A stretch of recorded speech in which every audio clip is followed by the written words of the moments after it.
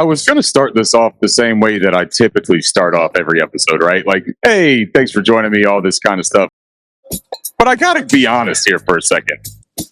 This is the second time I've done this intro tonight because I just sat here for the last, 15, 20 minutes with a couple of awesome guests that are going to be joining me tonight to talk a little bit of Carolina Panthers football and prospects and something about their organization that they are with. And I didn't hit the record button. So for the last 15, 18, 19, whatever the hell long minutes, I've been sitting here doing an episode for me and me only. I'm going to tell you now, it's probably not going to be as good as that one because I thought we were really rocking the shit. I thought that we found a pocket. We were crushing it. But Alex was a little bit late and it was kind of throwing me off. So I'm going to bring up the first person that I'm going to blame here. Alex, hey, man, we've been doing this podcast for like a year and a half now, and I am pretty sure that was the worst situation I've been in yet. How are you, Alex? It's like it's on purpose. Me personally, I know it wasted everybody else's time, but I am glad that it wasn't recorded because I was way late because I'm just dumb. I really am just got dumb. And I'm going to blame it on my kid. It might be a disease. I don't know. I just got a lot dumber over the last Look, the best thing is you thought you wasted everyone's time. I literally did waste time. So for the sake of not continuing on that path, I'm going to go ahead and I'm going to introduce. We've got two awesome guests tonight, man. I met one of these guys down in Spartanburg during training camp, and it was a pleasure to get to chop it up with him in person. The other guy I have had nothing but terrific interactions with as far as like discussing evaluations on prospects. He's somebody that I respect very much and think highly of his opinion, especially when it comes to evaluating prospects, but in football and in life in general, man. Just these are both solid dudes who come from an outfit that I am a fan of and that I am eager to be able to learn more about. So without wasting any more of their precious time, I'm going to bring up Monty and JD from the 4-Man Rush. Monty and JD. What's up, guys? What's up, guys? Yo. Man, first, thank you for being on. Second, thank you for staying on through the shit that was the beginning of this episode. I promise you this is going to get better as we go along. I swear it. And if it doesn't, man, it's all on Alex. It's not going to get better. We've been doing it for like 6 months. It's pretty much this is how it's going to be. Monty and JD, man, how are you guys doing tonight? Hey, man, first to say it's all love, bro. It happens. we were like, what happened? Are we stopping? And he's like, yeah, no, we have recorded over. So no, bro, it literally is cool, man. I'm literally having the ball with it, bro. It's fine. But what's going on, fellas? Thank you for having us on. Thank you for coming on, man. Yeah, usually I would meet everybody before the show, and we do all these introductions and pleasantries, but it didn't work out. The good news is, man, we've got nowhere to go but up. We're very similar to the Carolina Panthers right now. I don't know that there's that much worse that could happen than that start. It's kind of like the Bryce Young trajectory. Like, we all know that we've got the potential. It's there. We've seen flashes. We just got to really make it consistent. JD, man, how are you doing? Yo, I'm well. How are y'all doing? Yeah, man, we're getting there. So look, what we had initially discussed, and man, I'm sorry, Monty, because you gave like a terrific answer to all this detailed answers. Really, 4-Man Rush is the crew that you guys are with, the outfit, website, the informational tool, if you will, the fans site. I don't really know how to categorize it, to be honest, man, because like I just know that before I was involved in any of this Panthers Twitter and online stuff, I knew what 4-Man Rush was. I had heard about it. I had read on the website. I had seen interviews that you guys have had with players and with former players, offensive line gurus. I mean, you guys were one of the fan sources that were legit. Monty, how did this all come about, man? Yeah, it really organically started off as just for football fans, kind of coming together on Facebook.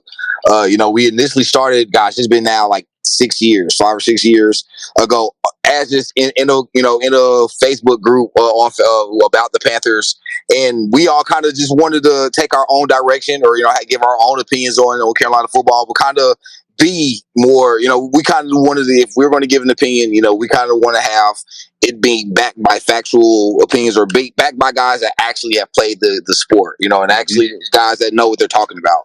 And it started off with me, Will, Kev, and Smooth. That's kind of was the four guys that started off. Then we branched out and got JD, great scout, great talent evaluator. That's kind of one thing that or attracted us to get JD was, this guy knows what he's talking about. Have one of my best friends from high school. He also joined us as well. He's a high school coach, out in Dakota. So so I mean, we kind of try to do a good job of branching out and getting as many opinions and getting as many diverse opinions from different diverse backgrounds from football. And that's kind of one thing that we pride ourselves on, and trying to be a family oriented group as well, where again, we might not all have the same opinions, but we kind of try to move as one group, and that's kind of the fun thing there that we have on Twitter. So yeah, I mean that's kind of how we started, and it's kind of just grown into its own thing. Like I said, started 4 or 5 years ago, started on YouTube, and now we kind of are one of the bigger sports groups. And it's kind of crazy for me to say that, because I remember when we didn't have any viewers at all. Yeah. And now you hear people say, well, yeah, we knew y'all for a couple years ago. It's kind of crazy. Man, I think that you touched on it though, dude. I think that you touched on like what the appeal is too, and it's that family aspect. Yeah. I didn't have the honor to interact with everybody, right? And I saw y'all's content, but then the more that I've like seen y'all interacting with each other, or I've gotten to interact with y'all, I realized, dude, like y'all genuinely like give a shit about each other, man. Like you can tell you support each other through like the same endeavors that you're doing or different endeavors. It's about life too. Like Monty, I know that you're a dad, and I see a lot of like the proud things that you post about being a father. And then I see your friends, man, like the people that you are with supporting you in that journey, like learning new shit about life. And I think that comes through, man, in the way that y'all handle each other.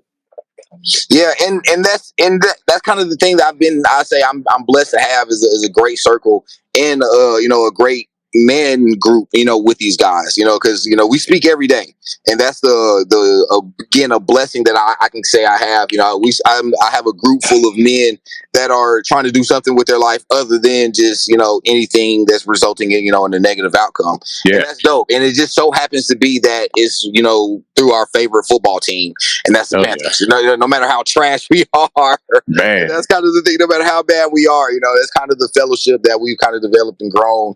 And like you said, it's grown, and we started off with 4 people. It's kind of grown into like 8 or 9 people, and it feels like it just continues to grow. Whether for fans that we have, or guys that we meet in passing. Like you said, at the meeting that we had, or us just meeting you, Rick, at training camp was super dope. So so it's just kind of grown into its own thing. So something we're definitely proud about there. You should be, man. And you also made a good point. And JD, I'll get your opinion on this one. You guys have such different perspectives, like different walks of life, different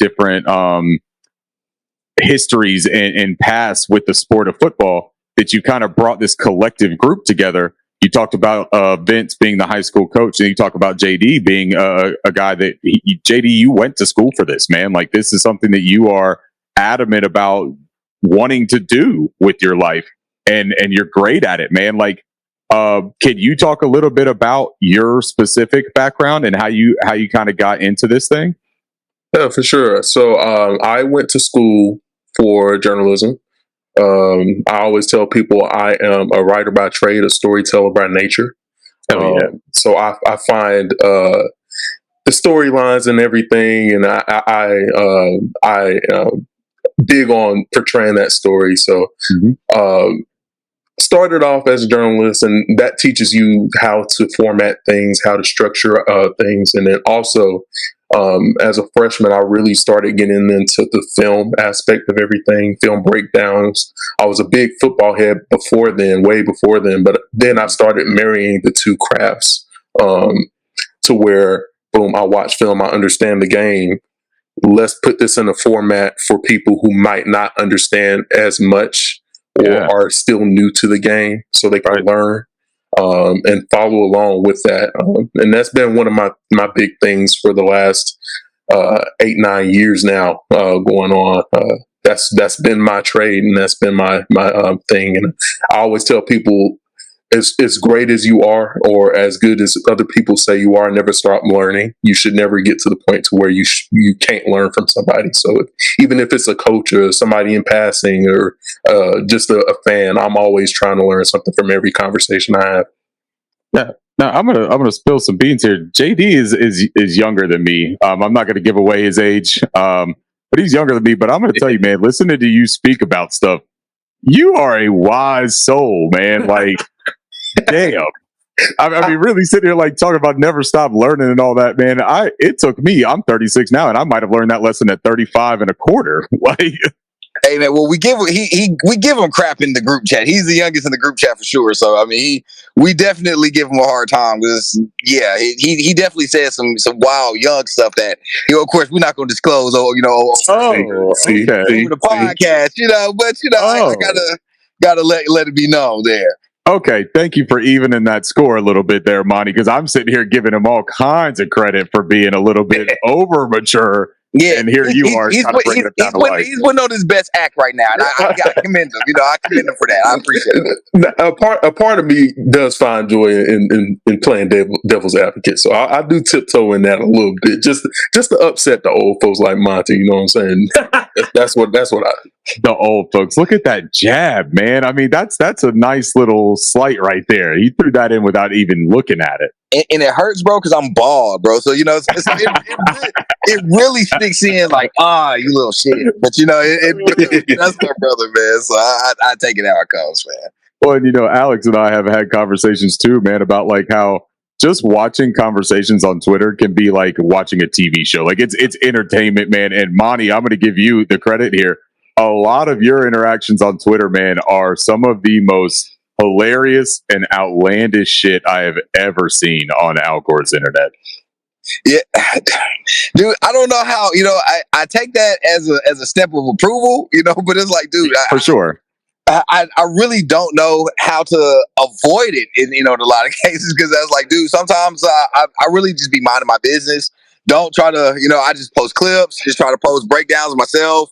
And then it turns into a war on Twitter. So yeah, man, I definitely try to have fun with it. I definitely try to make it enjoyable. Try to make jokes out of it. It's definitely all love from my end. But yeah, man, Twitter it's its own world, bro. Yeah, I definitely meant it as a positive thing. I think that it comes across very obvious that you're not actually looking to get in any kind of like an altercation with people on the internet.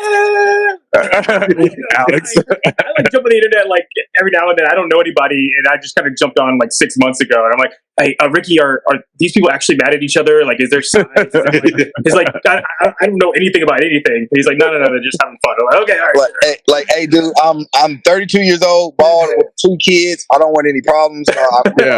I'm trying to avoid all trouble. I promise it is all jokes. I guarantee it's all jokes. Monty's motto is, I don't want problems, but if you want problems, I'm going to say no problem. Hey, that's actually really good. I like that. And of course, you got some people though that like you back and forth with on a regular basis, Monty. But that's all in good fun too, especially with a couple of the guys like Cody from B3. You've done a podcast with Cody and Des Johnson, right? Right. Yeah, and that's the thing. It is a lot of it is just organic fun. Slick, me and Cody, we all kind of go at it on a daily basis, and it is fully for entertainment purposes. And yeah, like you said, me, Dez, and Cody, we kind of have done our own podcast as well, where that's kind of where our pocket where we do kind of embrace. That's what we call it, embrace debate, where we kind of take a lot of the banter or a lot of the arguments that we see on Twitter and take it on a live podcast there and kind of debate those things there. So yeah, It really is just meant all in fun, and again, sometimes it can go a little further than probably what it should, but again, it's all meant from a good space, and just all trying to get some laughs. It's a good program too, man. Shout out to to Desmond Johnson. I've been fortunate enough to be on with him for one of his shows as well, for the Believe Network. That's a good dude, man, and you and Cody do a really good job with that stuff. JD, to get back to you real quickly, man, one of the things that I'm most jealous of with you is that you got to go down to Mobile for the Senior Bowl. How was that experience, and how has that kind of like changed your perspective when you're doing these film evaluations after now seeing some of these guys in person too? Yeah, it's an added plus for me. I've always been, especially if you're big on draft season like I am, it's like Christmas down there. It started a little rough. Backstory: I had a layover in Atlanta. I wasn't gonna make the flight, so I was like, I'll just take the extra hour and just chill and give me a little bagel to eat and things like that.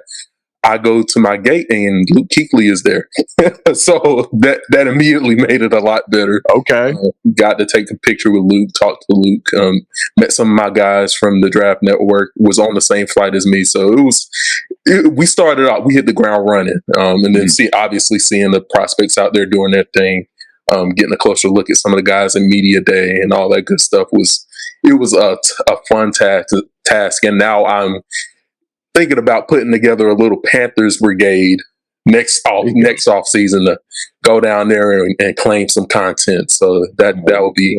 You just got Alex's eyes perked up to that one. Alex, you going down to Alabama? Probably not. I used to travel all the time. And then you have a kid and like pauses for a second. But maybe who knows? I'm down if my wife lets me. There it is. That's the kicker. It's like that meme that you see on the internet of Ant-Man, but it's Can't-Man. Can't-Man, wife said no. Oh, man. Yeah, that's why I was always like, I went to the Super Bowl when they, in 2016, I was always a yes man. Like, you guys want to do this? Absolutely. And I knew this day was coming. And now I'm like, crap. Now I can't do all those things anymore. Well, so this is a good segment. Or a good segue into this thing, because we were talking about seeing all the things on the internet, right? And that's kind of what conjures up some of these conversations. Monty, one of the things that I think about with you in this draft process, right? One of the names that comes to mind when I think of you the most is Troy Franklin. You, I feel like, were one of the first to kind of bang that drum on bring Troy Franklin to Carolina. Absolutely. You still feel that same way? Yeah, absolutely. I think to start, again, I started the Troy Franklin thing kind of a year ago. And, as the draft process, as we get deeper into it, I think we all kind of understand it's a fluid thing. As we get more information about guys, as we get more tape, guys kind of fall, guys kind of rise. I'm still very high on Troy Franklin. And I think kind of the biggest thing, or that what started me being a fan of Troy Franklin, was how explosive he was, and and how consistently he could stretch the field and make defenses respect his speed. That's kind of one of the biggest things that I started off with Troy Franklin. And looking back at his 2022 tape, dude, he was a monster, man. And of course he followed it with a crazy season this year, but he was just, crazy explosive downfield. I feel like crazy separation downfield. And one thing that I really loved about his game that I think doesn't really translate as much, or we don't see on the numbers, when you pull up the deep analytics, is how he plays the ball. And I think, of course, as information has come, I think scouts have fallen off about how aggressive he is about playing the ball. But I think that I think he's more underrated as, how he high points the ball, how he tracks the ball. I think that's a very great asset to have as a receiver, and he does that very well. On top of being a very explosive receiver, especially being how fast he is. So Troy Franklin, I'm still high on. Like I said, as the process is going, I have liked a little, or have found guys that I like a little more. But Troy Franklin is still a great prospect in my opinion. Maybe like Keon Coleman is another guy that you're a big fan. Hey man, sell the farm to go get Keon, brother. Sell the farm to go Keon, man. So that's. Yeah.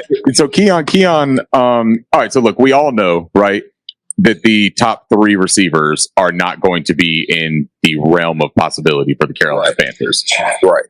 After that, though, I honestly feel, and JD and Monty, you got to give me your opinion on this. I am of the true belief that from like 4 to 15 could be a matter of preference almost. Like to an extent, there's obvious grading, right? That I think like I grade prospects. So like I have mine and my big board is built by actual like raw grades plus positional value, right? But somebody who may just sit there and say, I'm going to rank players that I like. I wouldn't fault anybody. And we've seen it from Dane Brugler put out the Beast today, right? And you see all these other analysts, Matt Miller, Mel Kiper. Some of these guys got like Roman Wilson in the top 6, right? And then other times you look at Roman Wilson, and he's a top 17 player on somebody else's. I mean, there is just a wide variety of opinions on this wide receiver class.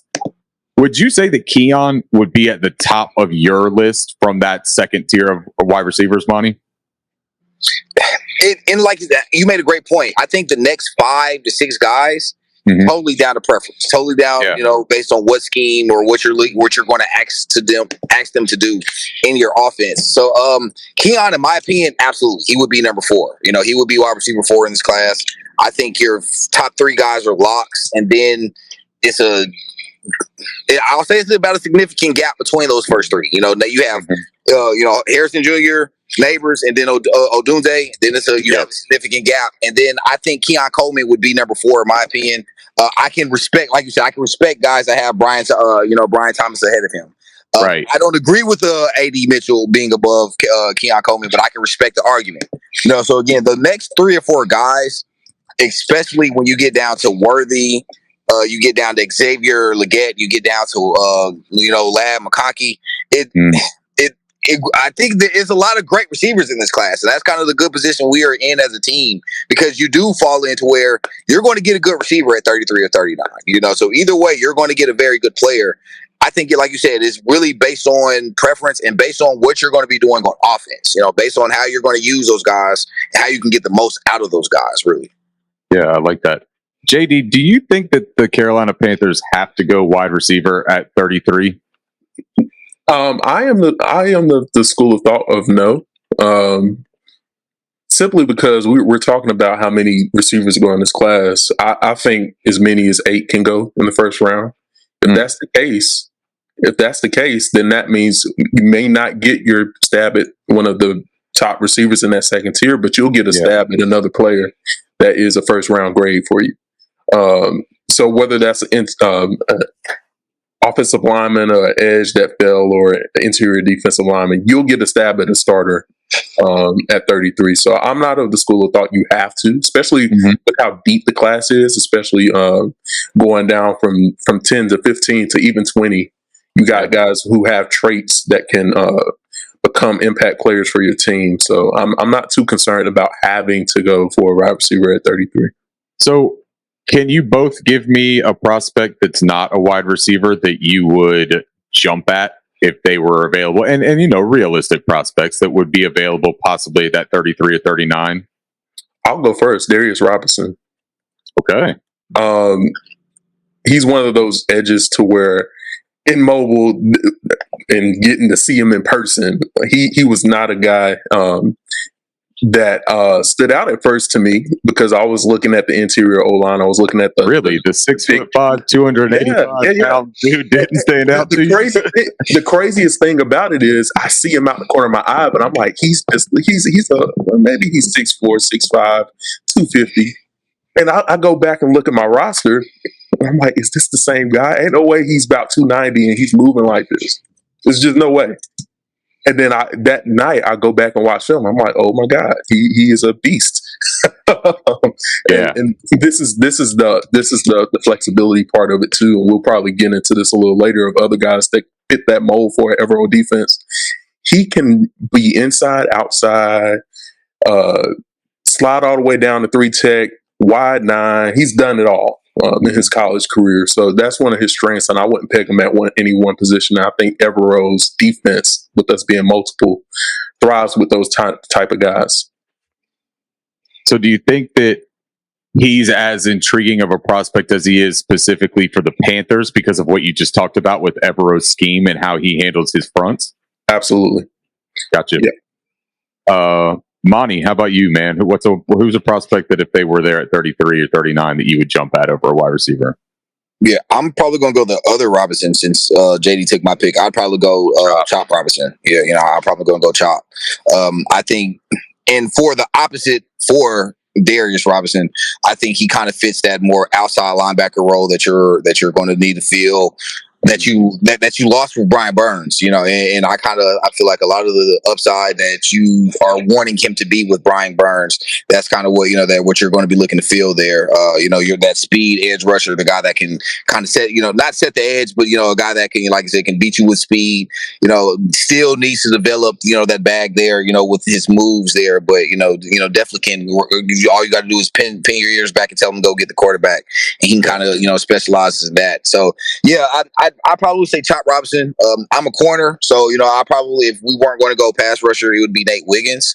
That would probably be another dark horse guy at 33. That if he fail, I'm probably all going for a corner there. But yeah, I think we have an immediate need, at pass rusher, whether it be Darius Robinson and we buff him on the inside, or Chop Robinson and we keep him at outside linebacker. So if a guy like Johnny Newton is there at 33, is that another guy like? And this isn't an edge rusher, right? But like you're going to get a vertical pass rush from a guy like that. Is that somebody that would intrigue either of you?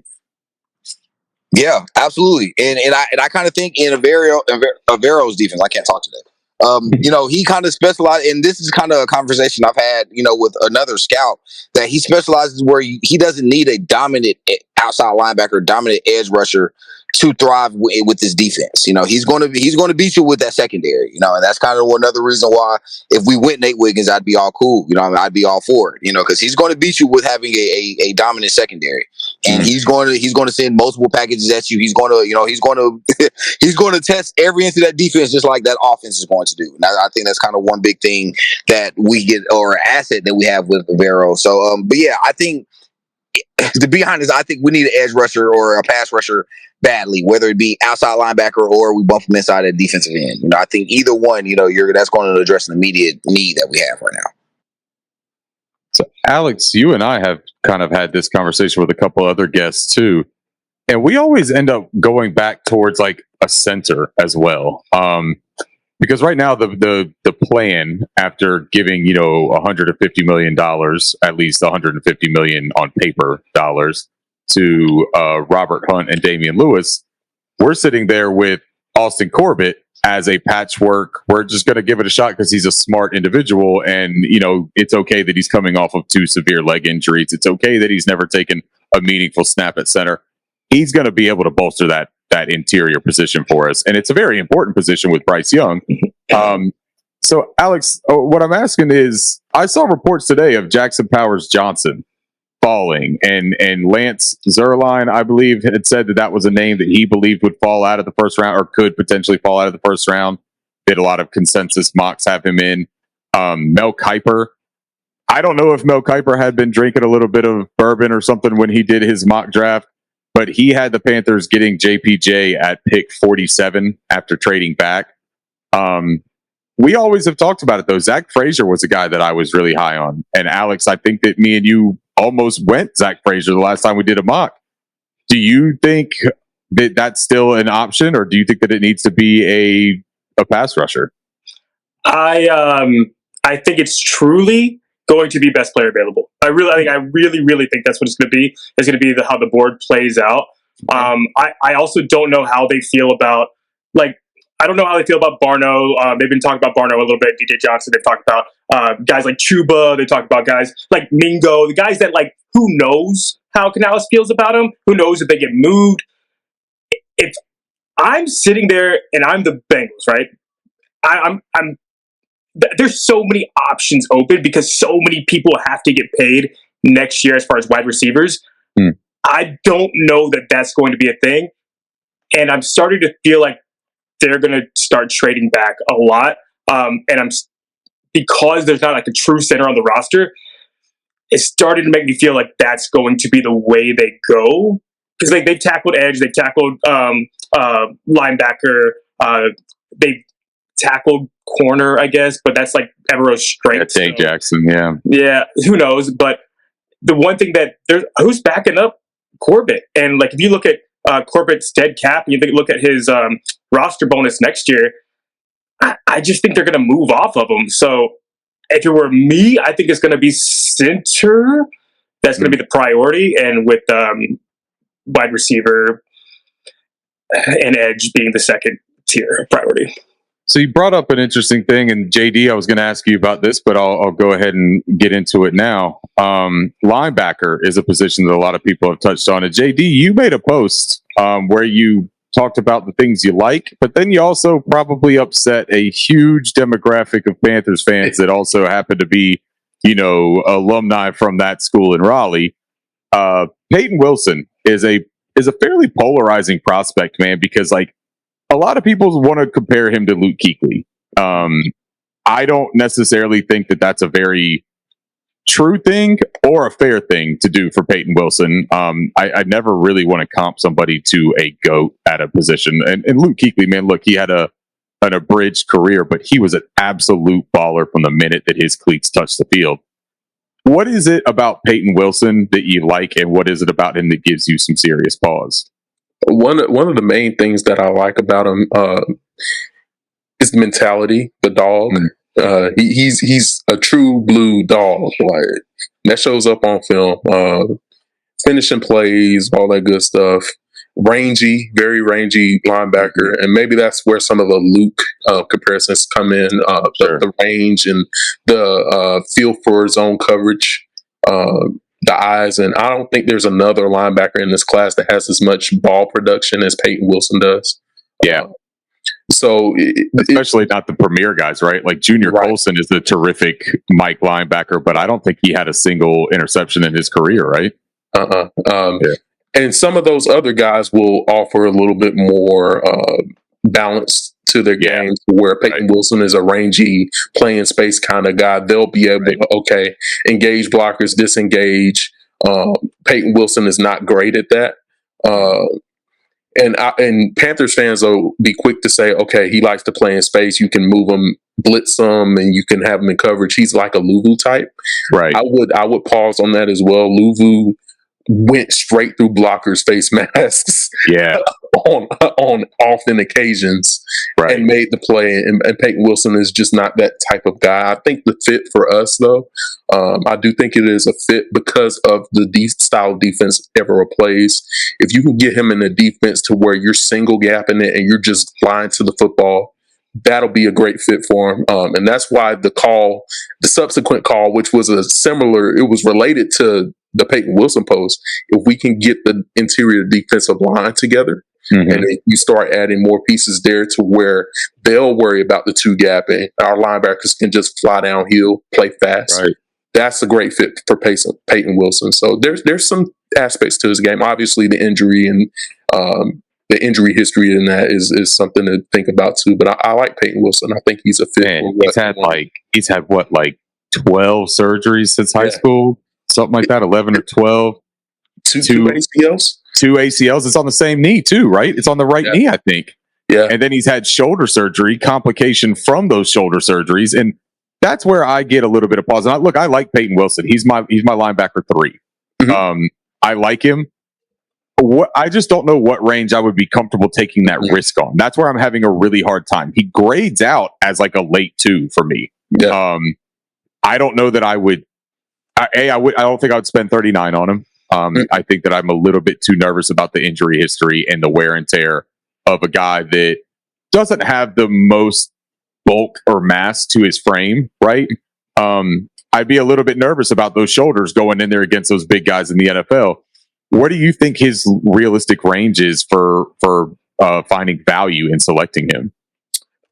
I would be more confident in using one of the first 2 picks on him if we did have a guy that can 2 gap in, and we get Ashawn Robinson, but I'll go back to his snap share, and he's playing 3 tech and 1 tech more than he is playing nose. So if you can ask him to 2 gap, that's not something he's done a lot in his career. Like asking Shy Tuttle to do it. Right. So I would be more for it if we actually had an answer there.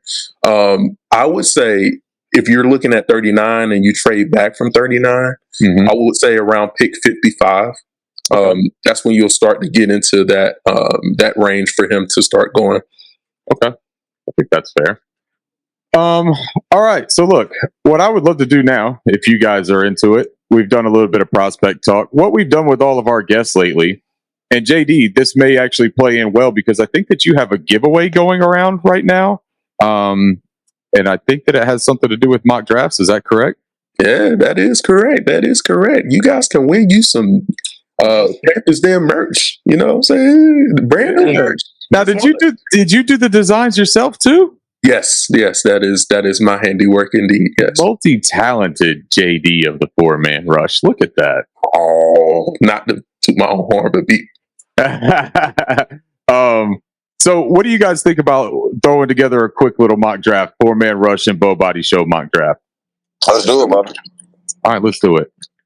We will use the same mock draft simulator. We'll do the Pro Football Network. And let's get straight to it. Alex loves these things, by the way. I can't tell you how many times I get texts from him, and he's like, I can't stand these mock drafts. I cannot see one more mock draft. I'm really good at them, too. Like, I'm getting better now. My thing is, man, like, I really like the idea of getting an idea. And look, all this shit is on the internet. It's not necessarily overly realistic. We don't know what any of the NFL teams value and what they like. But it's a really fun exercise to kind of get an idea of where you could go. Even if it's not the players, the positions that you're taking at these draft selections is a fun way to look at roster building, in my opinion. All right. So yeah, ever since I said Sam Darnold was the best player in that draft, I just stopped doing it. Oh, I didn't know you said that, man. If I'd have known that you said some shit like that, I don't know that we'd be doing this podcast. I still think that he's very talented. I think he just yes. Yeah, okay.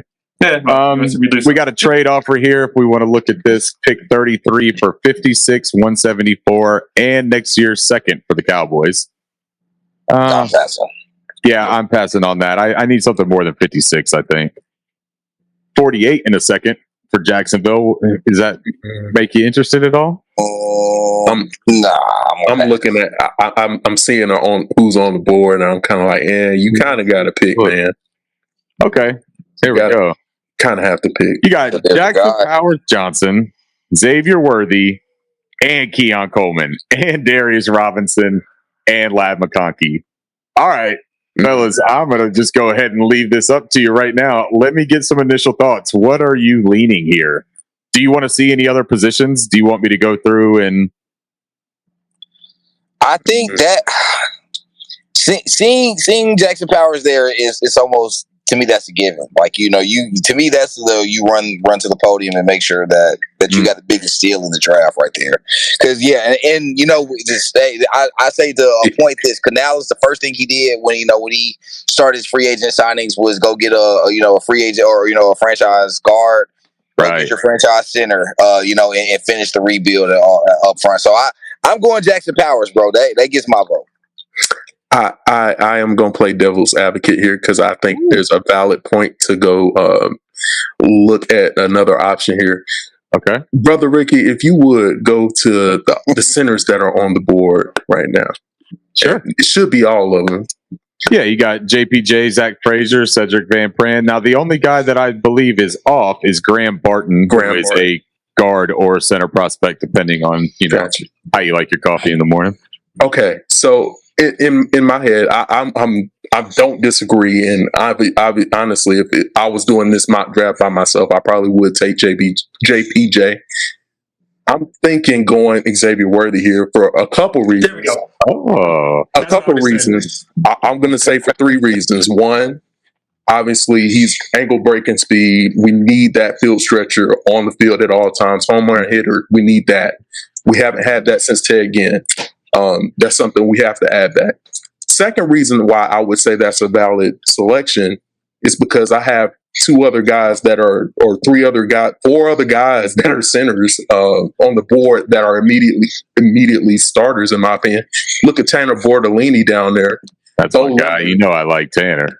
I like Cedric Van Pran still. Zach Frazier's still there. So even if we do pass on him, we have to come around to him at 39 or even 65. If we get down there and Bo Limmer and Tanner Bortolini are there, they're still, even if they're not starting immediately, they're still long-term starters at the center position. So in my opinion, there's only one Xavier Worthy in the class. I'm not saying that just because he's the fastest guy in the history of the combine. He is an angle breaker, home run hitter type wide receiver, and you have some of that with the other guys, but I'm looking for an every down type threat. So let me ask you this then, JD, because I don't necessarily, at this point, I don't think there's a bad pick, because I would be all in with Worthy, just like I would all be with JPJ. So my question to you all, and Ricky, and you all actually, add in your opinion.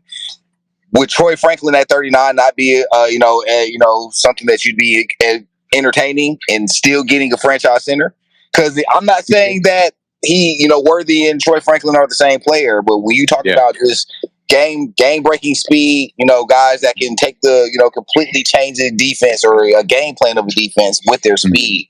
I think Troy Franklin, brings a lot of those same things. You can move him in at the slot. You can move him outside, so you can play your X, you can play your Z. So, I mean, there's a lot of things that I feel like that Troy Franklin can offer at 39, and there's still a lot of value there and still get you a franchise center as well. So that's kind of my thought process there. But again, I don't think there's a wrong pick, here. I think it's such an interesting dynamic because Monty, I agree with you entirely, and JD, I agree with you entirely. I have long been an advocate of JPJ and Xavier Worthy. Like, those are two guys that, from an early standpoint, I have been very high on. I kind of had relegated myself to believing that JPJ was out of reach for us. There's a stat that I love, man, that I went and did research and came up with it. And it's that, like, I believe there have been 11 centers that have been drafted since 2006 in the first round that have actually, like, played center after being drafted for that position. And 10 of them have made All-Pro or Pro Bowls. So 10 out of 11 have hit at a exponential clip. I'm not saying that you can't find that answer later.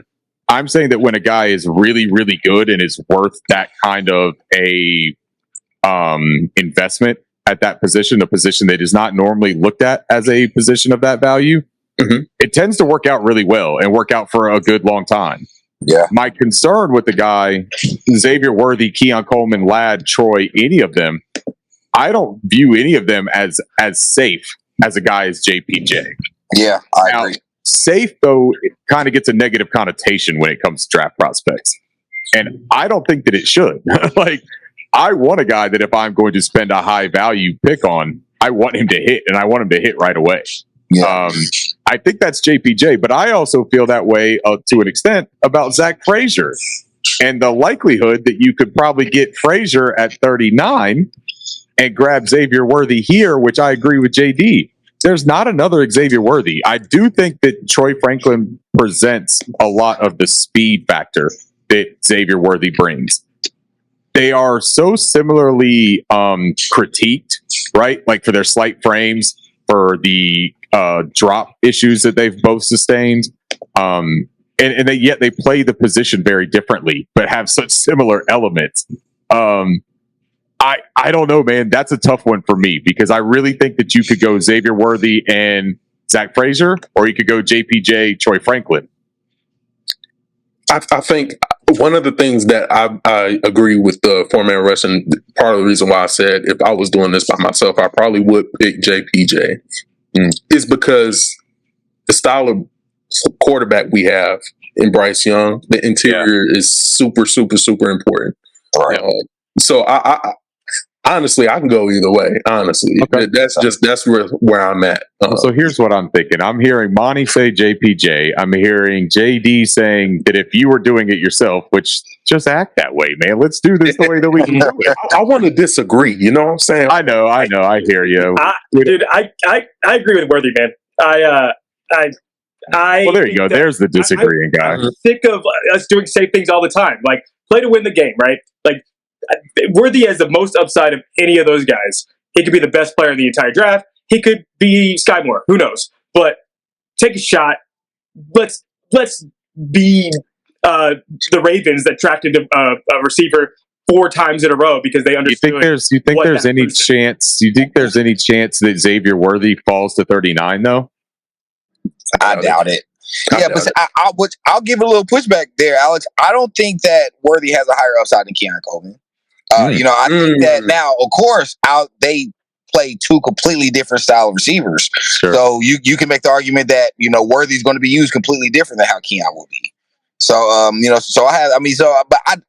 I don't think that. I think out of all of those receivers left on the board, Keon Coleman is definitely your number one receiver with the highest upside there. Now, there's no replacing 4.2 speed, and that's kind of the thing. 4.2 speed is kind of ungame planable, against, because you just can't game plan against a guy that can just straight up run past you. But how often are in the NFL are guys just running past each other now? So again, I'm all for Worthy. If we went Worthy, I'd be all for it. Did you lose me? Yeah, for sure. You were yelling in the abyss over there. Yeah, what'd you hear? I heard you. There's other defenders. No, I just heard you talking about Xavier Worthy and that played in the game. So for the sake of not spending 30 minutes on the first pick, I think I'm going to go JPJ. I hear you, Alex, on not playing it safe, but I also think that we got Bryce Young. We invested a ton into Bryce Young. DJ Moore plays for the Chicago Bears because we wanted Bryce Young that much. I think that if you surround him with a wall, which I believe that Damian Lewis, Jackson Powers-Johnson, and Robert Hunt are a damn wall. I think it can also benefit a guy like Ike Ekwonu in his development to not have to feel so pressured to be better than everybody next to him, right? All right, let's just go for it. Let's go with JPJ and let's see what happens, because I'm willing to bet you Ladd McConkey, Keon Coleman, Xavier Worthy, one of those three is likely at 39. Let's find out. Hey, there it is. Xavier Worthy's still there. Oh my God. I'm shocked. Somebody, one of the four of us is living right here, because we just got a beautiful setup here. So is there even any discussion, or you go Xavier Worthy and walk away with a giant smile? Run the pick to the podium. Yeah, run the pick to the podium. Yep. Let's go for it. All right, Xavier Worthy, done. So look, man, if you start off a draft like this, if they do this with JPJ and Xavier Worthy in their first two picks, man, everything else is almost icing, right? Yeah, that's insane. All right, so here we go. Believe that. Interesting situation here. Here's your guy Peyton Wilson, and he's available at 65. No, I have a guy already. Okay, who's your guy? Let me see who's at corner. Who's at corner? Let's see. Oh yeah, I didn't even think about that. Kalen Carson, DJ James, I know is a guy that you're high on, right, Monty? Yeah, I love the. That's a little too rich for me at 65 though. So, What about Kalen Carson? I'm thinking long and hard about Kalen Carson, but right now I'm thinking pass rusher. So right now we got our staple at center. We have our game changer at wide receiver. Now I got to go rush the quarterback. So that's kind of where I'm thinking now. I'm kind of looking who's at it. Got Brandon Dorlus, Marshawn Nealon, and Austin Booker are the top three on the consensus board. I'm gonna pass the 6 to JD because I kind of know who I'm going. I'm a Ben Sinnott guy. That's who I am. And my reasoning behind it is I want to make life easy for Bryce and give him as many soft-handed guys that can also run block, so it's not obvious what we're doing when they're out there. That would probably be my first pick. I'm looking at Chris Jenkins as another interior defensive lineman, eventually. Yeah. I'm not considering my guy Peyton Wilson just because those two guys are there right now. Right. So look, I'm a huge Ben Sinnott fan, and I also think that what you do is if you go and you get Xavier Worthy and you bring that dynamic home run speed element to the offense, you miss out on Keon Coleman, right, which is the big body. But if you can bring in a guy like Ben Sinnott, I mean, just because he plays tight end, man, we saw what Sam Laporta could do for an offense, right? And that was an offense that had Amon-Ra St. Brown, that had Jameson Williams, that had Josh Reynolds and Ben Johnson being creative and innovative with his offense. What's to say that Ben Sinnott can't? I mean, look, we saw what Dave Canales did with Cade Otton. You're telling me that Ben Sinnott doesn't come across as a better prospect than Cade Otton? Yep. Yeah, but I don't think Canales' offenses really features the tight end as much as and that's kind of one. That's honestly why I feel like you stick with Trimble and Ian Thomas over the offseason. I feel like that's one thing, one big reason why they didn't prioritize getting another tight end in here, or at least in free agency. Because I feel like they do believe in those tight ends, but I believe Canales doesn't really feature the tight end that often. For me, I'm probably out of seeing who's on the board. I'm probably going Chris Jenkins. I think that kind of that's going to be your long term answer, and that interior pass rush as well. But yeah, I would be all in for a tight end as well. Yeah, I've been banging the drum for a brand new tight end as well. Can we see who else is at the tight end room real quick? For sure. I just want to see. Just while we're looking, I probably would go Nealon here, but him and Sinnott are really close for me. I like Marshawn Nealon a lot too, and a thing that I try to do, and Edgar Salmingo Jr. was on here, and he made a great point about when we're doing these mock draft exercises. It is fun to kind of put an emphasis on players that have met with the Panthers and the Panthers have shown interest on, right? Because that's a more realistic view of what could be a potential fit. But looking at these other tight ends, Jatavion Sanders is somebody that most people have as their tight end too. Cade Stover, Theo Johnson is a guy that is rapidly rising up draft boards, I think. And even Jared Wiley to an extent. All of those guys, I think, have really started to gain some traction. Yeah, I really like this tight end class. I think Jaheim Bell is another guy, the old South Carolina prospect. I think he's going to be another sleeper. I'm probably going to pass on tight end to a later round. And I have a reason for that. Later round tight ends usually hit. Your fourth round, fifth round tight ends are a lot of guys that usually hit. Of course, there's always going to be, off factors, but tight end, running backs, those are kind of positions that I prioritize in, day three. I think right now, just with so many other talented players on the board, I'm kind of out on tight end. That's just me personally, though. That's fair. Okay. So has Monty talked everybody off the tight end ledge then for this pick? We can double back and try to get Jared Wiley down the board. Okay. So then Monty has brought up Chris Jenkins. Is there any other prospect? Braden Fisk is a guy that when you look at now, I think Chris Jenkins is a better athlete, and I think he probably has like a better ceiling, if you will, than Braden Fisk. I don't think that anybody on the defensive side has a better motor than Braden Fisk in this draft. I mean, this is a relentless dude, and his pass rush from the interior, and I think he's got a little bit of versatility, right? He's got short arms, though, and I think that's going to limit him probably to that interior. I think that he would struggle outside the tackle. What do you think? Is Chris Jenkins then the guy that makes the most sense here? I honestly think we trade back at this pick, but that's fine with me. Yeah, I think trade back is a great. That probably would be a great idea as well. So you got Cincinnati is offering pick 80 and 97 for 65 and a fifth of next year's fifth, which is one of the things that we got for Brian Burns, I believe. I do that. The other offer is 66, and we pick up a fourth next year to go back one. Oh, I definitely do that. Yeah, move back one pick, But would you do that and risk not getting 80 and 97? I think I'd rather have 80 and 97 with what's on the board. Me personally. See, 80s is that's what 15 picks. That's kind of a big jump. Yeah, but if you did, it's huge too, though. So I probably would be back cool. If you did 80 and 97, here's what this would look like. You would have 33, 39 already done. Then you would have 80, 97, and 101, all within that range where you could get 3 top 100 picks, basically. You know what I mean? Yeah, if I could do it. And you can use those to trade up if your guys start falling off the board. I'm with it. So 80 and 97, you guys want to take that one? Yeah, let's do it. All right, let's go for it. All right. Then let's see.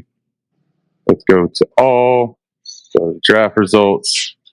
So Marshawn Nealon is still there. That's interesting. I do think that Marshawn Nealon, Ben Sinnott goes at 76 there. Let's see where Chris Jenkins went.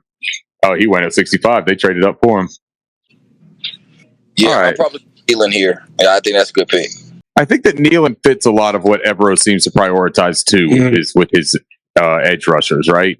Yeah, like he's a good run defender. He's a big physical guy. He wins with power, but he's also got a motor to him too. And I think he's going to be better in the pros than and offer more as in a way of a pass rush than what he offered at Western Michigan.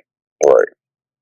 So Marshawn Nealon, we'll start with. Or wait, let's see what the cornerback room is. Chris Abrams drain. DJ James still there at 80. Yeah, I'm probably going to go DJ James at 90. You know, if DJ James is still there, that pick, the extra pick we picked up, that's probably where I'm going. And you got Mike Sainer still too in there. I like him a lot. All right, so let's go Marshawn Nealon. Yeah. So you got Andrew Phillips, Kyrie Jackson, Cam Hart in way of cornerback, Kalen King. I'm not a huge Kalen King guy. If somebody wants to talk me into him, I'm listening. Cade Stover, Theo Johnson, Jared Wiley, but we also remember we still have pick 101. So we've got we've got 3 picks in between. We'll be able to land one of them, I think. Could look at running back. Is there any position that you guys would want to look at here? Bucky Irvin still sitting there, fellas. We're talking about adding speed. You got Worthy outside.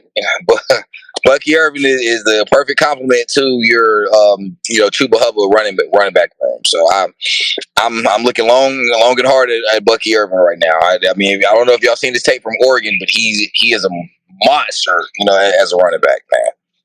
JD, your thoughts, or Alex, your thoughts on Bucky Irvin? I think we're gonna draft a running back at some point. Yeah, you said that. Yeah, and I think that this is where probably the running back starts to drop off. So I'm definitely okay with that. I'm a Ray Davis guy. Me too. I like Jalen Wright a little bit too, and Blake Corum, honestly. We in running back territory now, so I mean we are. I like Bucky Irvin. I'm a Jalen Wright guy. What I want, my dream at running back is adding a home run speed type threat. Or a threat out the backfield. I think Bucky Irvin gives you some wiggle and things too. So I'm if you wanted to go Bucky Irvin, I'm fine with it. Okay. A part of me is going to miss Ray Davis and me too. I'm going to miss Ray Davis. I'm going to miss Jalen Wright. I mean, both of them, I have them ranked personally higher. I've got Bucky a little bit lower. But I like what Bucky brings as a receiving complement out of the backfield almost as much as anybody else in this draft. And if you get him in space, I think that he's lethal. I just think that it's getting him that runway, I think is part that you would have to do. But you know what? We just invested in JPJ with pick 33, and we've got Robert Hunt and Damian Lewis. So yeah, it makes sense. All right, let's go Bucky Irving. The hell with it. All right, there's Bucky. This was another name, JD, that you and I had talked about, and I thought about bringing him up here, was McKinley Jackson. Because we talk about what it would do to have that true zero technique on our defensive front. That could have been a pick that we looked at there at 97. Still have Dwayne Carter, interior defensive lineman from Duke. Do we want to look at tight ends here? Cade Stover, Theo Johnson still. I do like what Theo Johnson would bring to the offense. It's just more projection based, right? Yeah. I don't know how to anticipate what he is outside of the red zone in an NFL offense. I get Mike Gesicki vibes from him. A little bit, right? And it's not just the helmet, right? But it's the play style. Like, he's a great athlete, but I just don't know that he's much more than that rebounder in the red zone. I don't really see him as an inline guy. And it's not just, like you said, it's not just the school they went to. It's really just play style and what they do. I was going to say Austin Booker is a pass rusher. Kind of young guy, 21 years old too. He's still kind of scratching the surface there, right? Who do we have at receiver? That's a good call. Good call. Ooh, I don't know, guys. You got Thrash there. Yeah, got Malik Washington. Malik Washington is what I was thinking. Javon Baker. This might be your opportunity to double dip at receiver. I mean, because you still need a big. I still think you need a red zone weapon. I'm not a big fan of Trimble. Not a big fan of Ian Thomas, and those are kind of your only real options as a red zone threat, especially as a jump ball guy. I'm probably going receiver here. I'm probably going Malik Washington. But is Malik Washington a jump ball guy? No, he's not your jump ball guy. I'm just. If we're gonna go small, if we're gonna go smaller speed guys, right? Let's commit. And I'm going Malik. Yeah, I'm just going with the talent there. You go that like Dolphins route almost of just like fill them with speed, right? We just gonna spread them out. Yeah. Just as a quick aside, because I talked to Dunk about this. Are we just completely out on Marshall? Is he just done? Terrace? Yeah. It's really hard, man. It'll be year 4 for him, and he'll be on his third coaching change. So it's like it's not fair for him, but it's hard to say because we're already talking about double dipping on receivers. So you got to think about if you draft 2 receivers, we've already signed a receiver in free agency. Yep. That's 3. You already got a guy from last year. That's 4. Yep. You got Thielen, that's 5. You got to think about there's probably 1 or 2 positions left. I think. And you signed Amir Smith. You signed him. Amir Smith set, or Marset for the, as a return man. So that's and they signed the kid out of Seattle too. David Moore. That's right. Yep. I forgot about David Moore. I keep forgetting. Yep. So yeah, man, I just think he's going to be the odd man out. To be honest, I think David Moore will probably be a free agency cut or camp. Right. I think so too. Right. Yeah. So, but I mean, because I don't see us keeping 7 receivers. But but at that, even if you keep 7, I don't think Terrace Marshall makes the 7th man. That's kind of the sad thing. But yeah, he's been here too long. You haven't seen enough on film to justify keeping him on his 4th head coach. I mean, on his 3rd head coach now. I think he's kind of done, man. And Canales already kind of like paved that way too of the whole look, I don't have sentimental ties to anyone. Right. Yeah. And I think that he's just telling people, look, fans have sentimental favorites, right? Because I was a Terrace Marshall fan last year. I thought that he was going to take that step. We talked about it. We both were. And you know what? He looked good in camp. Yeah. But a lot of guys look good in camp. And then what they do on the practice field and what they do on the game field changes a coach's mind. Yeah. And they saw enough to say, hey, look, we weren't confident in that. I still think that he got a raw deal last year. I think that entire offense was just completely mishandled. Yeah. But at some point, you got to sit there and say, we're not going to bank on Terrace Marshall anymore. Yeah, and I think, dude, just to have 1 touchdown in 3 seasons is a huge black eye, dude. It's like, especially, and especially when you have young guys that are coming in and setting records like Puka. Like, you got young guys that are coming in their rookie season and setting NFL records. It's kind of hard to justify keeping Terrace Marshall, man. Right. So, all right, so let's go receiver here. I'm on board with that because I like getting 2 receivers out of this draft, and I think this is a great position to do so. My question is, do you go with Malik Washington and stay on that fast train? There's also a guy that I really like with Brendan Rice and Javon Baker. I like both of them a lot, and I think that when you talk about Javon Baker makes a ton of sense when you talk about even being able to still play in that quick pass game because of his route running ability. I think that he's a really nuanced technical route runner. He's not a blazer. He's not going to beat you with speed. But if you watch his tape, man, he's behind his defender a lot. And it's created by his footwork on stems and on his release, right? I think that I would really consider Javon Baker there. I also think that Brendan Rice makes a ton of sense. Johnny Wilson kind of gets overlooked. I just don't know how comfortable I am with Johnny Wilson. He's got all the talent in the world, but he never put it all together. So, do we bank on somebody that never put it all together? Yeah, I'm not a big Johnny Wilson fan. I agree with you with Javon Baker. I totally didn't even see him down there. Yeah, I probably might change my pick to Javon Baker. Because Javon Baker and Xavier Worthy is a really nice complementary skill set to go with Deontay Johnson and Adam Thielen, right? Exactly. Yeah. And you still got ISM there if you want to kill people with speed, and you have Xavier Worthy and ISM out there at the same time with Deontay Johnson, right? So we like Javon Baker here? Yeah, give me Javon Baker. I'm a Javon guy. I'm surprised they got him so low. Yeah, I don't think that he's going to go in that 140 range. I would go 101 here and think that we got him as a steal, to be honest. Yeah. Let's do it. Javon Baker. All right, so let's look at our first 5 picks. JPJ, Xavier Worthy, Marshawn Nealon, Bucky Irving, and Javon Baker. Huge. I'm not mad at that one bit. And now we got back-to-back picks here, 141 and 142. Back-to-back. Oh, right, we got a guy, Javon Solomon, fellas. Yes, sir. I like Javon Solomon too. Yeah, just that's definitely a guy I'm looking for as a developmental pass rusher that I think can fill that Frankie Louvu role. That's kind of a guy I'm really I'm probably just a chaos guy off that edge. Yeah, absolutely. And dude, he is every bit of definition of what Dan Morgan considers a dog. Gets there, and when he gets there, bro, he comes with an attitude. No difference. So.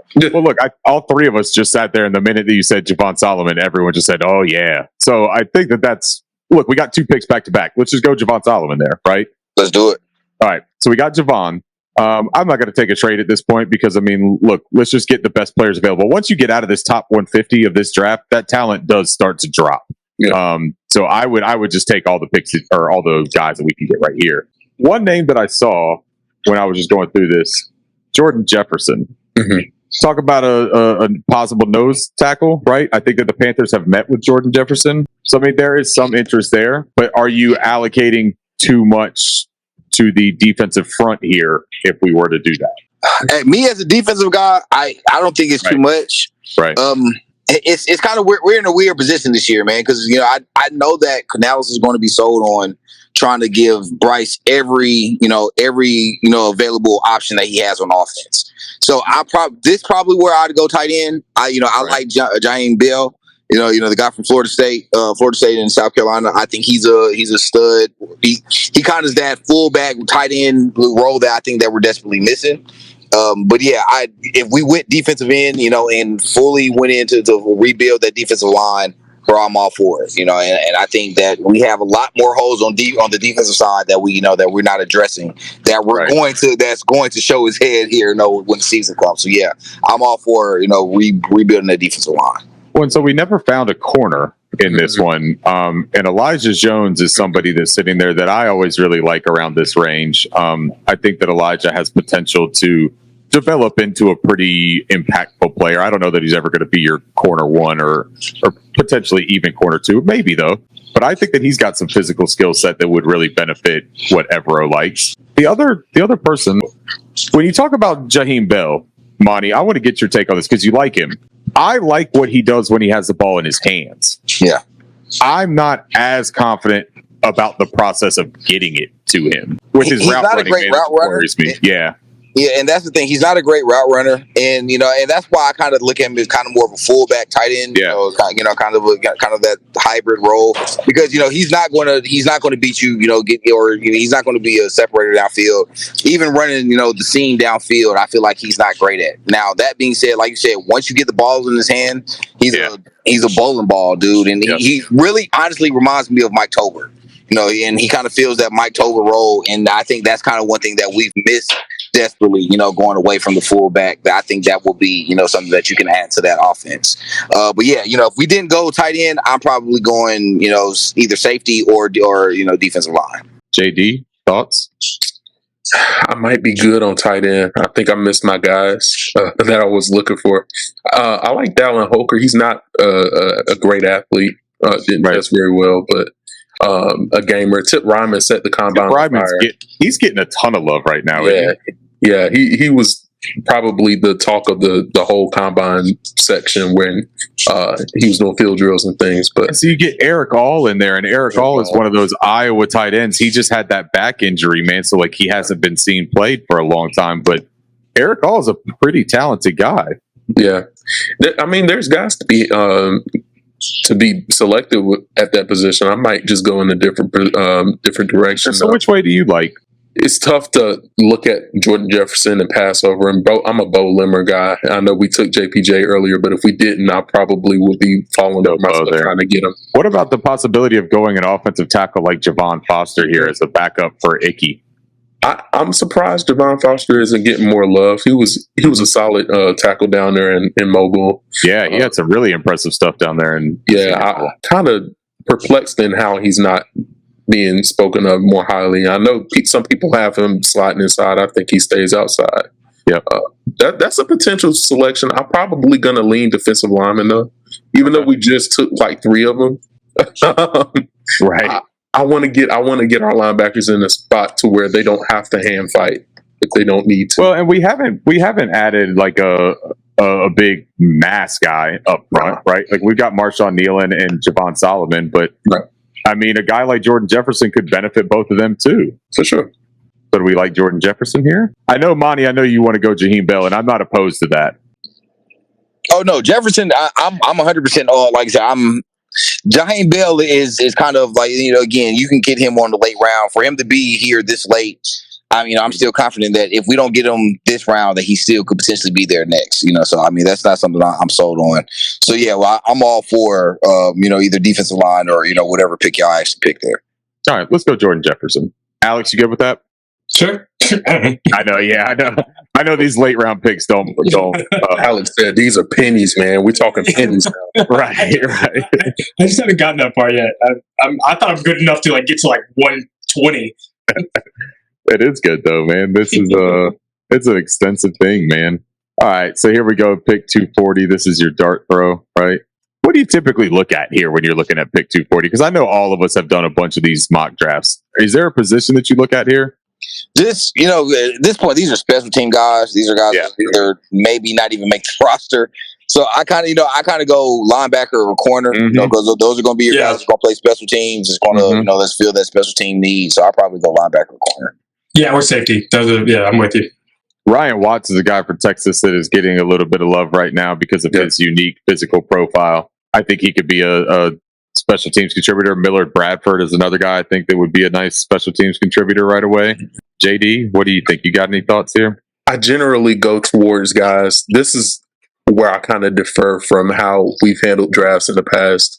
I err to have the athletes at the back end. So at the end of the draft, if I see a guy who has a great profile, I generally lean to select those guys and hope that they can become special teams guys. So like a Stanley Thomas Oliver type of pick. Yeah, that's what I'm looking for down here. So I'm thinking Ryan Watts. I'm thinking Jalen Simpson is kind of small, but he covers a lot of ground and he moves pretty well. So, I'll probably go for a guy like Ryan Watts or a corner or a linebacker. Why don't we finish it up with Ryan Watts? Let's go with a math bomb RAS guy. All right, so let's take a look at this haul, and then we'll post this and let everybody ridicule it. Actually, you know what, though, man? I don't think that there's a whole lot that you could argue with here. I like the haul that we came away with bolstering the center position, Xavier Worthy and Jackson Powers-Johnson, whatever way you went, 33 or 39. That's a hell of a first couple of selections. I think adding Bucky Irving, Javon Baker, Worthy, and JPJ to our offense, bro, I'd be talking about division champs at this point if we got that kind of haul. So, I would be very excited about this draft. Yeah, I don't see it. Yeah, those are wild. That's wild that all of those guys dropped. Yeah. Well, that's the thing, man. You got to take all this with a grain of salt. I'm not saying that it's a realistic thing, but this is what the simulator gives us, right? You take it and you try to make the best out of it. But how do we know that there's not a little bit of trepidation when it comes to JPJ with his medicals or Xavier Worthy with his frame? Maybe there is enough hang up with some of these other guys on the board like Keon Coleman, Brian Thomas Jr., Ladd McConkey. Maybe other teams just really like what they bring right away. I can tell you right now, Ladd McConkey's probably going in the first round. Oh yeah, I agree. I love Keon Coleman. I like Worthy better, so it would have been a slam dunk for Keon Coleman. I cannot believe that Worthy dropped though, so you just have to take it because I don't know if Ladd goes in the first though, JD. I think now he's become he's starting to grow on me a lot more. That where if we went 33 or if we went Ladd McConkey 33, I'd be all for it. I just don't know if he's going to sneak into the first. I think in my head, right, I see Ladd going to like KC and everybody's like, oh my God, how did y'all let this happen? Yeah. Chris McCaffrey has turned receiver and now plays for Right. Yeah, there's going to be a run. It all depends when the run starts. Who's going to start the run? That's right. So if it starts in 19, then we're going to like, oh shit, like we don't have a receiver coming to us. But if it starts at 33, we started, then it falls. I think that's a hell of a mock draft. I'm excited to see what other people think about it. Look, we've been on this for a while, so I'm going to get you guys out of here with a quick round of a game that we play here on the Bo Body Show. Which one? It's going to start off with a couple of pop culture relevant questions because of conversations that we've seen recently. And JD, you were in this first question. Which fries? You got the Wendy's or the Bojangles? Wendy's by far. Don't embarrass me, JD. Wendy's by far. Wendy's by far. It's not even close. There's a distinction. That's the yellow box Wendy's too. Yellow box Wendy's is the GOAT. No question. Bojangles, I feel like they've mastered the craft of being able to taste fresh and stale at the same time. I don't understand it. That's about it. And drowning it in seasoning salt. Monty is not pleased with what you're saying here. Not salty at all.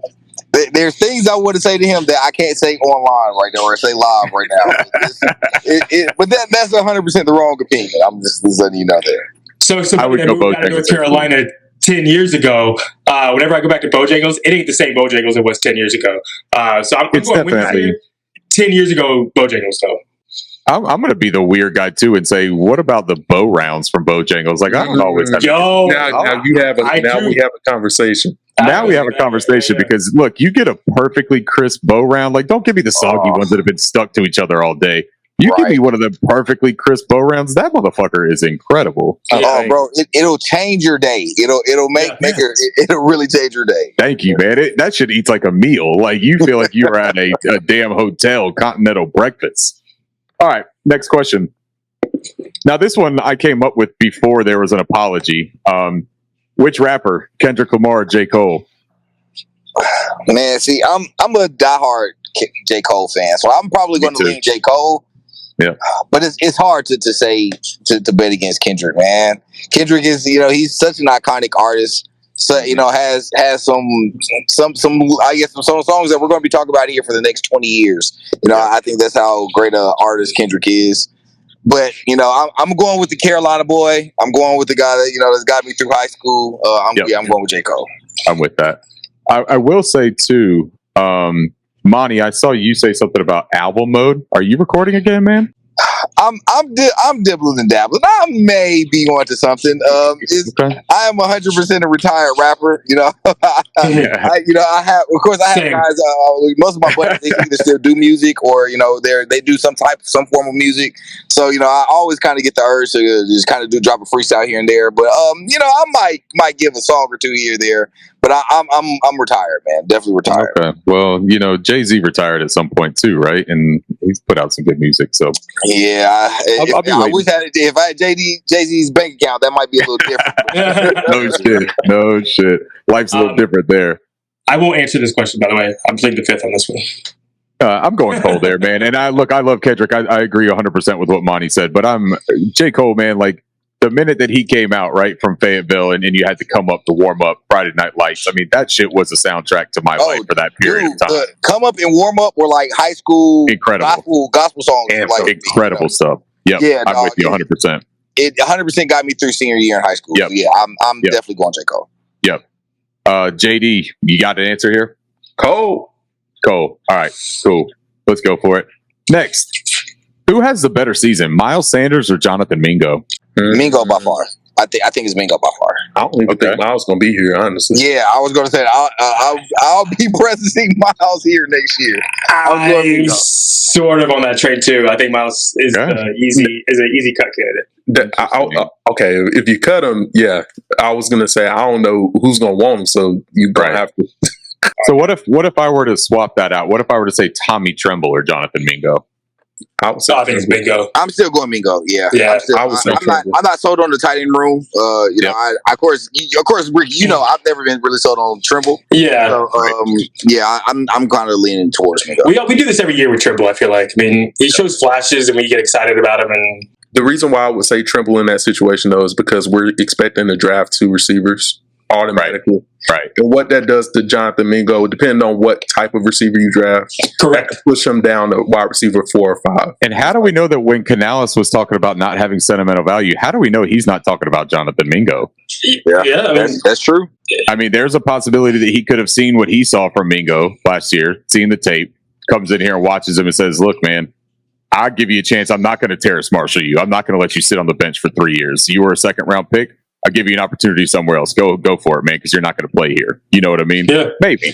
I don't think that that's necessarily how he would look at it, though, to be completely honest. I think he can look at Jonathan Mingo and say it's almost like a bonus draft pick for him this year because Mingo did nothing last year with no development, and he's going to look at him and say, what can I mold him into? Yep. And that's kind of where I think there's just more left on the bone for Mingo than there is Trimble. For sure. I think there's more that you can develop. There's one, I think Mingo just has a higher ceiling than Trimble.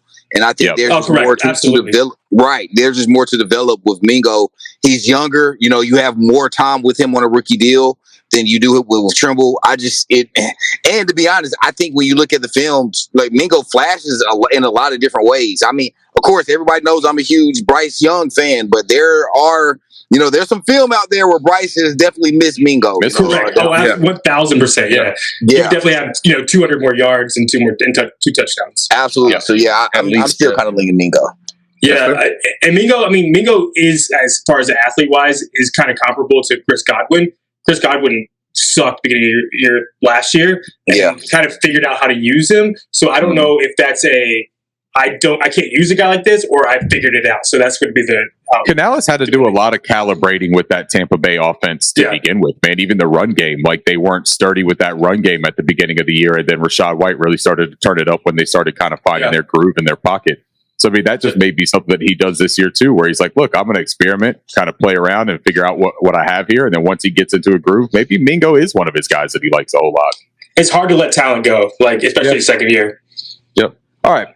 This one is like an impossible one, and I actually felt kind of like wrong even asking it. But I'm curious, which Super Bowl outcome would you change? The 2003-2004 loss to the Patriots or the 2015-2016 loss to the Broncos? 15. Yeah, 15 almost broke me, man. Yeah, 15. 15 was so rough. And I think the two totally different teams, we dominated the entire season 15. Correct. Then just to kind of lose the way we did in the Super Bowl was that was rough, dude. We were kind of like the Cinderella team in 03. We were kind Jake of Delhomme was the quarterback for crying out loud. Right. Like we were the team that shouldn't have been there. Kind of was a Cinderella team. We was happy to be there. But 2015, I remember going into that Super Bowl Sunday saying we're coming out with our first championship, and then leaving like it's no way we just fucking lost, man. My stomach, I feel terrible now just even thinking about that again. Bro, couldn't watch TV, ESPN for like 3 days. Couldn't watch a while, dude. Yeah, no, that's a fact, man. I still haven't watched it. I haven't watched that game back, and I haven't either. Dude, I have not either, man. And I've watched so many replays of Panthers games, especially with Cam Newton, because Cam Newton is just such a remarkable watch. Like you watch him play football, dude. We'll never see another quarterback play the game of football the way that Cam Newton played it. No, and we just wasted it, man. Like, dude, whatever. For real though, like just wasted it. Also, wasted it, dude. My answer is 15-16 because I was there. You were there. I had a friend who was like, "Hey, you can come to the after party. We have like a setup, whether it's like a Carolina win or a Denver win, like where you can come like meet players." And I was like, "Oh, yes!" And in Denver won, and I was like, "I'm good." Watching that game live, I still haven't watched it on TV. All these things that people come up to, like Cam didn't jump on the ball, or like the Kotri catch, all that kind of stuff. It's like all that stuff has been blown so far out of proportion because like they only show these one angles. Yep. When Cam was like didn't dive on the ball, he wasn't even like nobody even reacted to it. He's like, he wasn't even close to it because like we saw it from one specific angle. That was around thousands of fans, and everybody's like, "Oh well, that sucks." Like we lost the ball, and then this narrative comes out like a day later. I'm like, what are you guys talking about? Like you're only showing it from this angle where he didn't have a chance. Like he would have been like, that's how I feel about it. That's just a little rant that I went on. Go ahead, guys. No, it's fair though. But Cam came out and said like he wishes that he had dove for it or gave more effort there or something like that. But of course he's going to say that, right? Because like he's just saying, I wish I'd done more to win. He wanted to win a Super Bowl too. Yeah, man. Like. And I think that's kind of the only thing. That was the only thing that you kind of can blame Cam for with that Super Bowl. Yeah, he played his heart out. There, he got sacked 6 times. You can make the argument the refs were freaking terrible, and I still go back to the right before half. It was offsides that Vaughn jumped off. That never got called. That was a huge swing, in the momentum there. So there's a lot of different things that you can go back that has nothing to do with Cam that we lost, but because he didn't jump on the fumble, that was what the narrative became. Like, oh, Cam, you just didn't care enough, or you didn't, and that's kind of where it was nonsense, man. Just 2 last things I'll add on to that. One, go look at the right tackle. Like that field was trash. Like he couldn't get wet. Like he was sliding. Like he had good hands on Vaughn a lot of the times. Like he just slid back. And 2, best quarterback season of all time. You can argue with me all day about that. I've never seen a quarterback dominate a season like Cam did that year. Yeah, I agree. All right, so final question here. Which is more likely? Bryce Young has more passing touchdowns in 2024 than Caleb Williams, or Jadeveon Clowney has more sacks in 2024 than Brian Burns? That'd be Bryce Young. Canales offense, 4,000 plus yards for everybody who has. I'm going to go Bryce Young. Yeah, I'm going Bryce. I'll go Canales over Eberflus. I'm going to say this. I think what we're not talking about, Brian Burns has went to a perfect system. Yes. Correct. Yeah. Yes. Dude, I think Brian Burns is about to have a freaking year. Ball out. He will, yeah. I haven't said it on Twitter just because I've been trying to be cool. Yeah, I think Brian Burns is going to have. If Brian Burns has a 16 sack season, would not shock me whatsoever. Yeah. Well, Monty, if you say it on Twitter, everyone's just going to accuse you of being in Brian Burns' camp or getting paid to say it or something. The whole Lucy thing, the whole right. That's why I kind of got off it. But now that being said, when the season starts, God forbid Brian Burns has an all-pro season. They're going to hate me on Twitter. But what I thought was what I thought was so funny too about that Burns situation, and not funny, sickening, and ironic. Was they kept saying that the Panthers would be the only team that would pay that money, right? Or that a team that was really close to a championship would pay that money for Brian Burns. The New York Giants. And a non-playoff team signed him, bro. A non-playoff team signed him. They had already allocated a ass load of money to Daniel Jones. Yep. Yeah. Mm-hmm. So we got to be like, oh man, this organization has it figured out. Feel bad. And that's the thing, bro. I think is the proof in the pudding.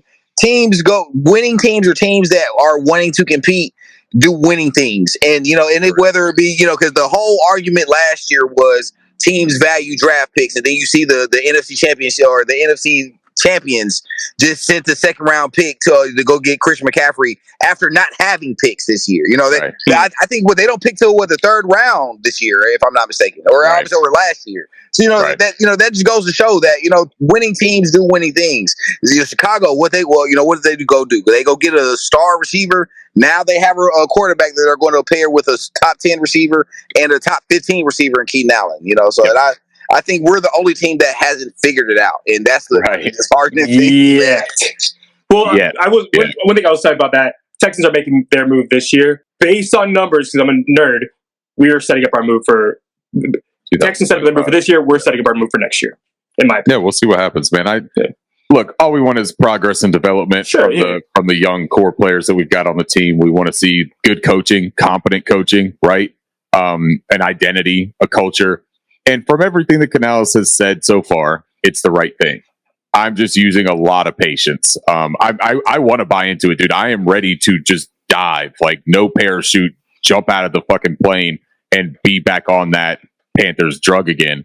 But I have to wait, man, because I predicted 10 wins last year and bought into every single thing that I was sold, and I've never felt more foolish. So going into this year, man, I've already had my trepidations with Dan Morgan. I think that what he's done so far has been pretty solid from a logistical standpoint, from a thinking standpoint, it makes sense. The draft is where he's got to make his money, man. He is going to have to knock this draft out of the park, because if he doesn't, it is going to be an immediate question of what did we do by keeping Scott Fitterer's right-hand man in charge? Yeah. Just real quick on that one. What are the two worst things that, just judging by our free agency and what we wanted to get, what are the two worst things that could happen for Bryce Young? The interior line going down, and we lost Brady Christensen and Corbett. Right. So I think last year is kind of, and we didn't give him any weapons. So last year's kind of, I don't really. It sucked, but I can't take too much from that, especially when the two big problems we had, we solved in free agency. Yeah, I think last year was a totally worst case scenario, because you don't go into it thinking you're down, because you lost almost your entire starting line at one point besides Icky twice. Basically. Yeah, right. So you're down to your backups at one point. Right. Undrafted free agents. Yeah, you weren't expecting that to happen. You weren't expecting Shaq to go down. Of course, guys, I hate to say it, you weren't expecting JC to be hurt again. So there's a lot of things that went into it last year. On top of the fact that the coaching was just freaking terrible. So correct. I think it was just a perfect storm last year. Yeah, exactly. I'm with you, man. All right, so look, you guys have been incredibly gracious guests. We're at almost an hour and 30 minutes here. I'm going to get it wrapped up here for us, but real quick, I've got a graphic on the screen for JD's Panthers Den mock draft giveaway JD, talk about this one more time and tell people how they can enter and what they need to do to enter. Absolutely. So as you see, you know what I'm saying, you get you a free. I'm giving away a free backpack, free T-shirt, free phone case, free tumbler cup. You're doing mock drafts anyway. You might as well submit one over on Twitter, on X, formerly known as Twitter. All you have to do is follow my page, Panthers Den 4MR, and also the 4-Man Rush official page. You'll post your 7-round mock draft that's pinned at the top of my page under the thread. And you'll tag it 4MR draft giveaway. 1 entry per account, so you can't spam it and win. And what we're looking for is the mock draft that has the most players selected by the Panthers in real life. So you have until the end of the draft to submit your mock draft. So if you get you pick Marshawn Nealon, we pick Marshawn Nealon. You pick Xavier Worthy, we pick Xavier Worthy. That's 2. So that's how I'm grading it. And you got time. So if you want to, it's mock draft season anyway. So you might as well try to win.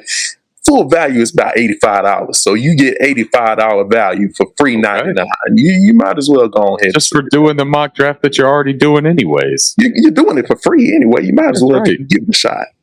Get in there, man. Try to win some of this incredible stuff. So essentially, what he's telling y'all guys is trade back as often as you can and take as many players as you possibly can. It's true. Yeah. No, but look, he's got the no trades to win. But he's got the no trades. Yeah, he's got the clause in there, man. Yeah. JD, that's. So what happens if we trade in real life? Yeah, well, if we trade in real life, then you get another shot at somebody getting picked that you picked.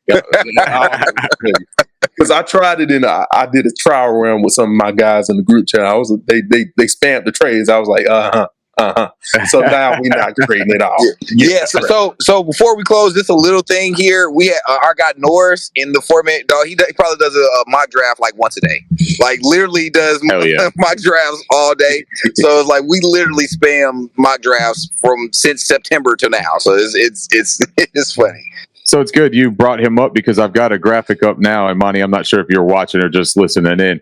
But we've got graphic up now that has everybody's handles. If you want to go through and give the names of the people that have their handles so that everyone is familiar with who everybody is in the 4-Man Rush, I'll let you take that away. Yeah, absolutely. And they kind of have their names in the in their handle as well.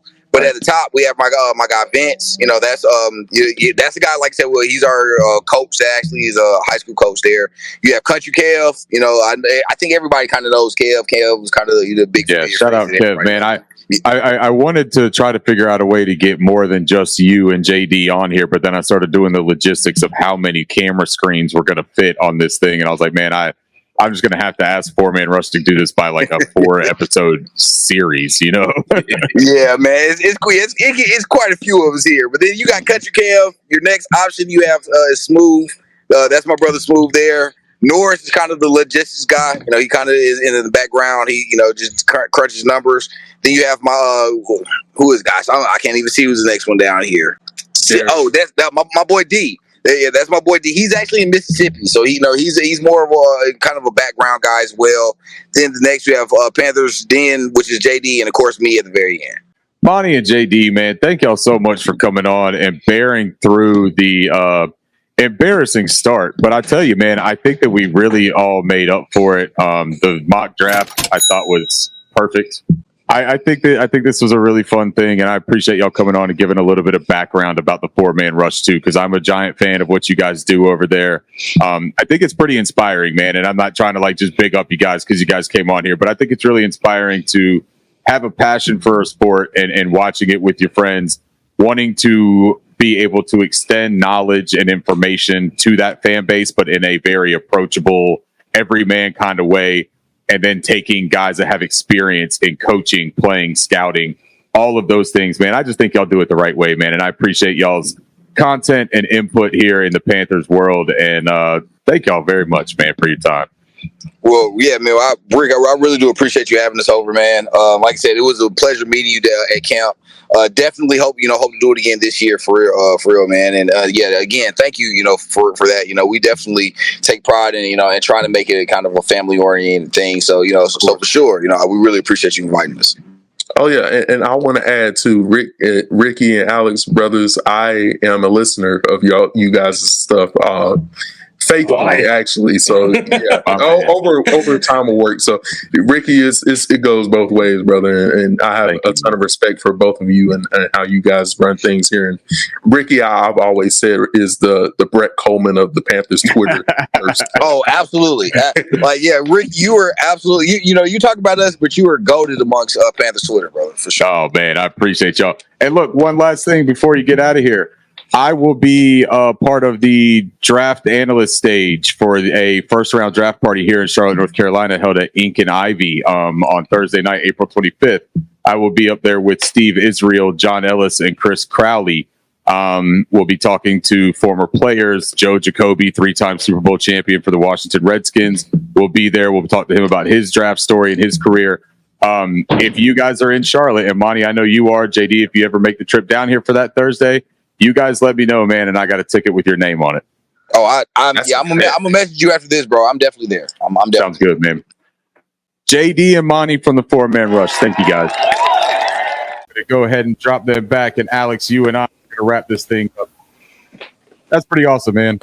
Those guys have such a story about creating that group that we have. Like, that's what we talked about when we first started doing our podcast, right? Is that we just wanted to do something fun for us, outlet, but that also other people might get a little bit of information or a little bit of perspective from, right? They've done it, and they've just elevated it all so much, man. Like, that's just a ton of fun to talk to them. Yeah, dude. So I was in and out. If you ever asked me any questions during the whole podcast, I heard like maybe 75% of it. I could see you over there doing a whole bunch of like pantomime shit, so I just kind of no kept idea what's going. going on. I'm just trying to fix things. So I heard that though. Yeah, they're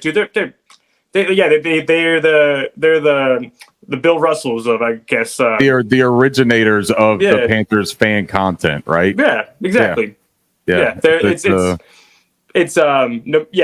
always going to be the barometer, man. Yeah, correct. They're the barometer, dude. That's where everything should be measured against, man. And and I tell you what, man, a lot of fun to be able to rub shoulders with them and sit here and have them on the show, right?